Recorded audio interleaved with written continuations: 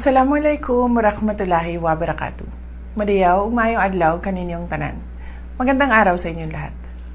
Today, as we commemorate the feast of the Immaculate Conception, let us reflect on the spirit of resilience inspired by the Virgin Mary's life.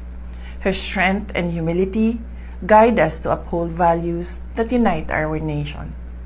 Sa gitna ng mga sakuna, gulo sa politika at sigalot sa lipunan, naway ang selebrasyong ito ay mag-udyok sa atin na magtanim ng pag-asa, magbigay ng suporta sa isa't isa, at magtrabaho tungo sa pag-unlad. Let us remain steadfast in our beliefs, align our actions for the common good, and together build a stronger, more compassionate Philippines. Have a meaningful feast of the Immaculate Conception. Mahalin natin ang Pilipinas para sa Diyos, para sa bayan, at sa bawat pamilyang Pilipino. Syukran.